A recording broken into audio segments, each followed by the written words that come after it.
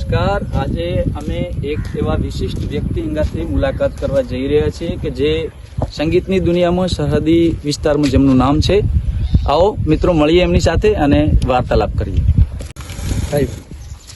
ધીરુભાઈ રામ રામ રામ રામ રામ રાજુભાઈ રામ રામ। ભલે પધાર્યા આવો આવો આવો આવો બાણા સાહેબ આવો આવો બેસો બેસો બેસો।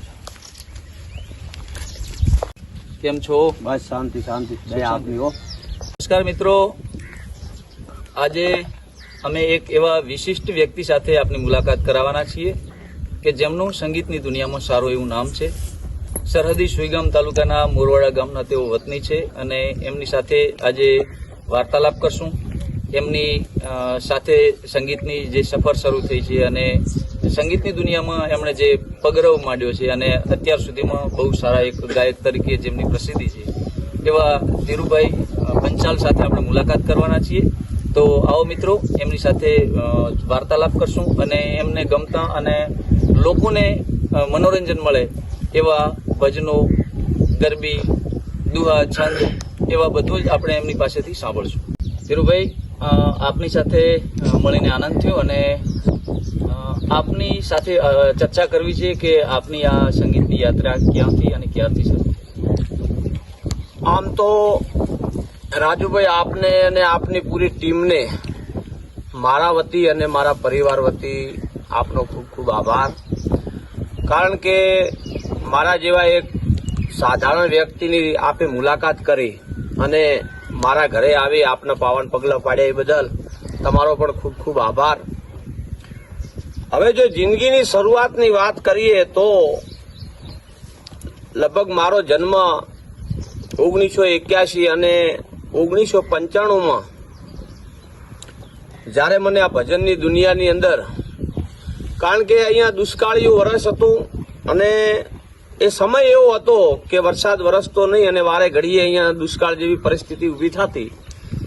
એટલે આમ તો રુચિ મને નાનપણથી હતી, કારણ કે હું શાળામાં ભણતો તે સમયે પણ નાની નાની કવિતાઓ ને નાના નાના કોઈ એવા જોડકણા કે હું અવારનવાર ગાતો જ, પણ વધારે રુચિ મને 1995 પછી અહીંયાથી મારા મોરવાડા ગામની અંદર પણ ઘણા બધા ભક્તો હતા। અવારનવાર બાળપણની અંદર મારા બાપા એક સત્સંગી અને પોતે સરળ સ્વભાવના હતા, એટલે નાના મોટા ભજનની અંદર જતા તો મને પણ આંગળી પકડી અને લઈ જતા અને હું એમની સાથે જાતો, ભજન સાંભળતો, પણ મને અંતરની અંદર એક એવી રુચિ થઈ કે મારે પણ એક દિવસ આવા ભજનો ગાવા છે। એટલે એ 1995 પછી મેં અહીંયા દુષ્કાળીઓ વર્ષ હતું અને મજૂરી અર્થે અમે દિયોદર તાલુકાના મોજરૂ ગામમાં ગયા અને અહીંયા એક એવું મંડળ મળ્યું કે જેની અંદર મારો પણ સમાવેશ થઈ ગયો અને એની અંદર ભજનો ગાવાના ધીરે ધીરે મેં શરૂઆત કરી અને આટલેથી રાજુભાઈ મારા ભજનની શરૂઆત થઈ। સરસ, ખૂબ ખૂબ તમારા જીવનની એક સફર એવી રહી કે આમ જોવા જઈએ તો કુદરતને પણ કદાચ મંજૂર હશે કે દુષ્કાળીઓ વિસ્તાર અને એ છોડી અને તમે એવા પ્રદેશની અંદર ગયા અને ત્યાંથી તમને આવું ભજન રૂપી એક સુપાત્ર મળ્યું અને સારું એક પ્લેટફોર્મ મળ્યું। આપ એક ગાયક તરીકે તો છો જ, પણ એના સિવાય પણ એક લોક સાહિત્યનો આપ જીવ છો, તો લોક સાહિત્યની આપણે તમે શરૂઆત કરી અને હાર્મોનિયમ ઉપર થોડાક સંગીતના ગીત છે, ભજન છે, ગરબી છે, મંગલાચરણ છે, દુહા, છંદ, આવું બધું થોડું થોડું અમને સંભળાવો જેને કારણે દર્શકોને પણ મનોરંજન થાય। હવે રાજુભાઈ એમાં તો એવું છે કે પ્રિય બોલવું સજ્જનતા દાતારી ને સુરપંથ એતા અભ્યાસે ન મિલે બિના કૃપા ભગવાન। હવે ભજનની વાત કરવા જાઉં તો ભજનની અંદર પણ મને રુચિ અને હારોહાર જો હું મારા ગુરુ સમાન માનું તો નાનપણથી મને ભીખુદાન ગઢવી બાપુને સાંભળવાની મને બહુ રુચિ અને મારે એ સમયમાં એક નાનકડું ટેપ રાખવું અને ઓડિયો કેસેટ એ અંદર ટેપમાં નાખી અને હું ભીખુદાન ગઢવી બાપુને બહુ સાંભળતો અને એમની જે કરુણતા છે, એમની જે બોલવાની જે સ્પીચ છે એ થોડે મેં મારામાં લીધી અને મને સાહિત્યની પણ એક એવી રુચિ લાગી અને સાહિત્યની અંદર પણ મને બહુ આનંદ આવ્યો અને મેં થોડા સમય માટે સાહિત્ય પણ કર્યું અને હજુ પણ સાહિત્ય ચાલુ છે, ભજને ચાલુ છે. તો પ્રથમ આપના આનંદ ખાતર પેલા માતાજીને થોડી સ્તુતિ કરી અને હું તમને એકાદ ભજન સંભળાવું. જગદંબા માતુ જોગણી મારી જપીએ તિહારો જાપ અખંડ તારા જો દીવા બળે માતું પરગટ આપોયા.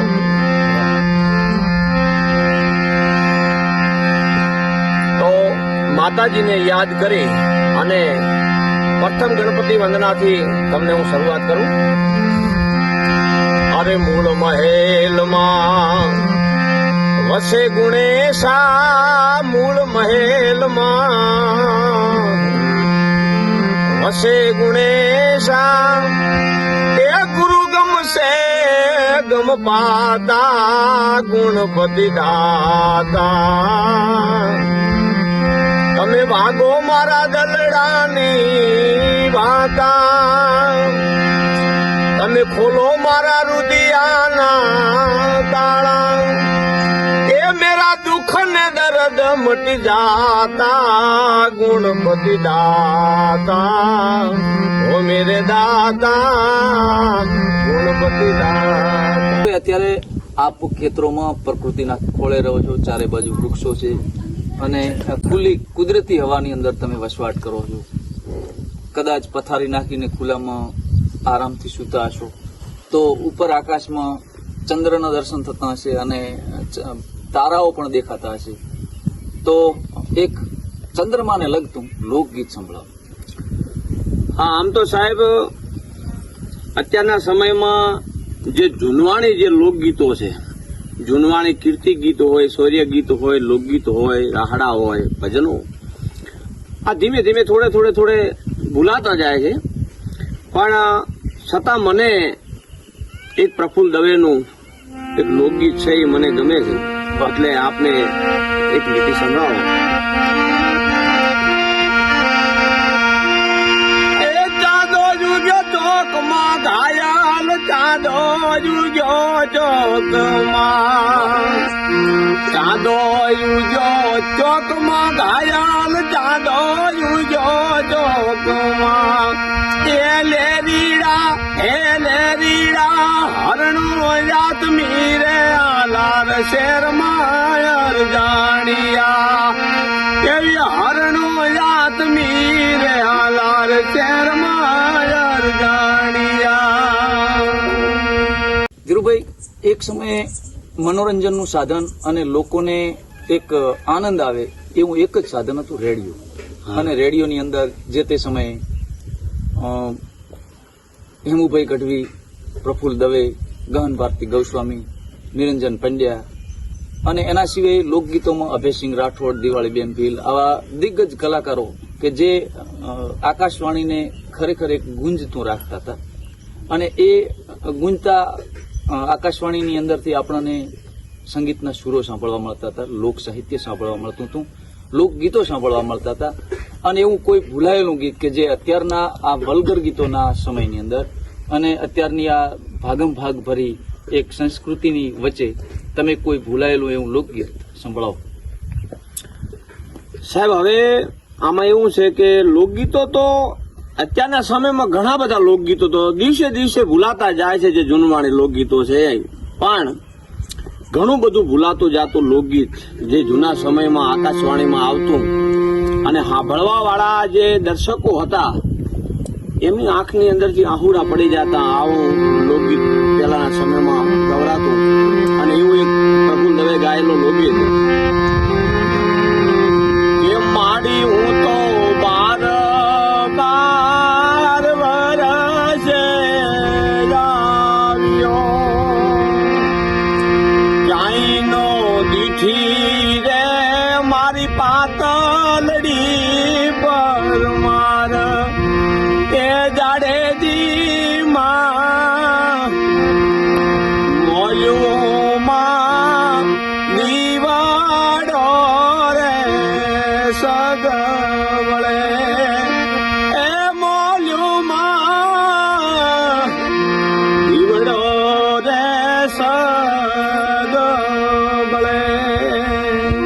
આપણે ધીરુભાઈ સાથે વાતચીત કરશું, એમની સાથે ભજન સાંભળશું, લોકગીત, રાસ, ગરબા બધું જ સાંભળશું. તો બીજા એપિસોડમાં મળશું. ત્યાં સુધી રજા આપશો. જય માતાજી, રામ રામ, જય હિન્દ.